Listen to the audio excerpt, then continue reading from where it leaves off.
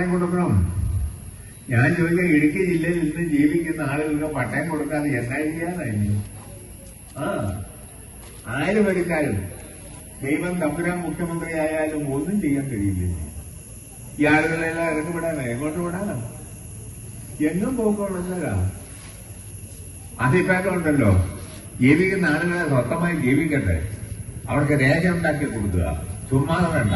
പട്ടയത്തിൽ നിന്നിട്ട് പൈസ മേടിക്കട്ടെ, നികുതി പിരിക്കട്ടെ, അതെല്ലാം ചെയ്യണം. ഗവൺമെന്റ് കിട്ടേണ്ടതല്ലേ.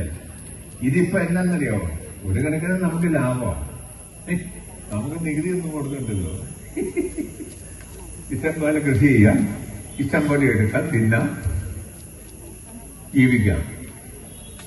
നമ്മൾ നിൽക്കേണ്ട ഒരു ബോധം അതങ്ങനല്ല.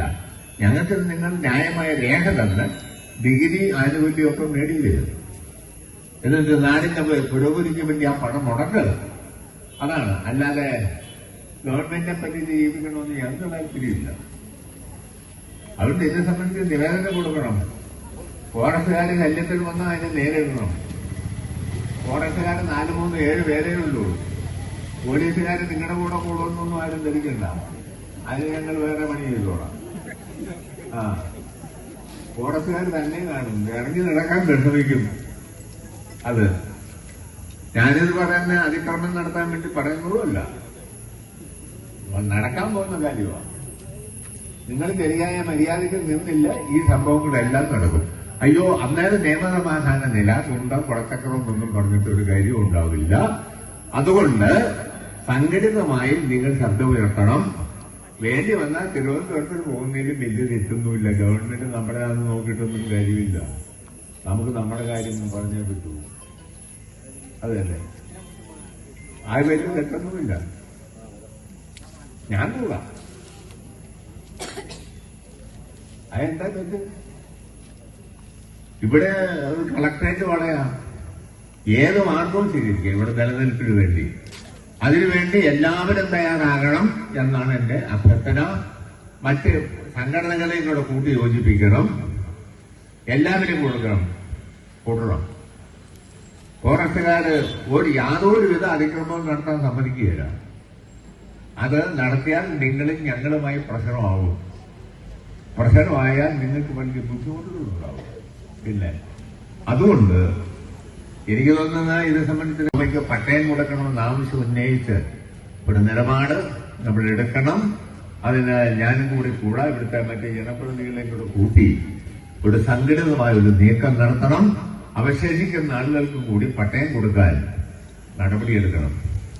ഒരു കാര്യമാണ്, അവശേഷിക്കുന്നവരും കൂടെ പട്ടയം കൊടുക്കാതെ ചുമ്മാ സൂത്രത്തില് കാര്യം നടത്താവുന്ന ഒരു ഗവൺമെന്റും കരുതണ്ട. ഞങ്ങളിത് പിടിച്ചു തന്നെ. ഇവിടെ എങ്ങോട്ട് പോകാനാ? ഇവിടെ കിടന്ന് മരിക്കുകയല്ലാതെ വേറെ യാതൊരു പോംവഴിയും ഇന്ന് ഇടുക്കി ജില്ലയിലുള്ള 11 ലക്ഷത്തിലധികം വരുന്ന ജനങ്ങൾക്ക് മറ്റു മാർഗമില്ല. അതിന് ഞങ്ങൾ എന്തും ചെയ്യും ഞങ്ങളുടെ ജീവിതത്തിന് വേണ്ടി. അതിനെതിരെ വരുന്ന ശക്തിയെ ഞങ്ങൾ നേരിടും. ഈ ഗവൺമെന്റ് അങ്ങനൊന്നും ചെയ്യില്ല, ഫോറസ്റ്റ് മന്ത്രിയും ചെയ്യില്ല. ചുമ്മാ ഫോറസ്റ്റുകാർക്ക് നാട് വേണം, മന്ത്രിങ്ങളെങ്ങ് വലുത്തു നോവുക, വലുത്തത്തിലും അതൊന്ന് കാണാം. ഒരു ചുക്കും ചെയ്യില്ല. അതൊക്കെ എന്താ വേണ്ടെന്നൊക്കെ എനിക്ക് ഞങ്ങൾക്കറിയാം. അതിനനുസരിച്ച് ചെയ്യേണ്ടി വരും.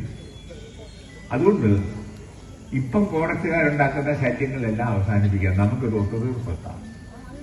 വനമുള്ളതൊക്കെ നിങ്ങൾ സംരക്ഷിച്ചു. പുതിയ വനം ഉണ്ടാക്കാൻ നിങ്ങൾ നോക്കണ്ട. ഞങ്ങൾ ജീവിക്കുന്ന, കൃഷിക്കാർ ജീവിക്കുന്ന സ്ഥലത്തേക്ക് നിങ്ങൾ കയറി നോക്കാൻ വരുന്നത്.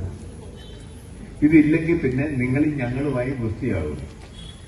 ഗുസ്തിയായാൽ അറിയാമല്ലോ, പ്രധാന നിങ്ങൾ 4-3-7 പേരേ ഉള്ളൂ. ഞങ്ങൾ 10,000-കണക്കിന് ആളുണ്ട്. കൈകാര്യം ചെയ്ത് കളഞ്ഞാലുണ്ടല്ലോ പ്രശ്നമായിരിക്കും.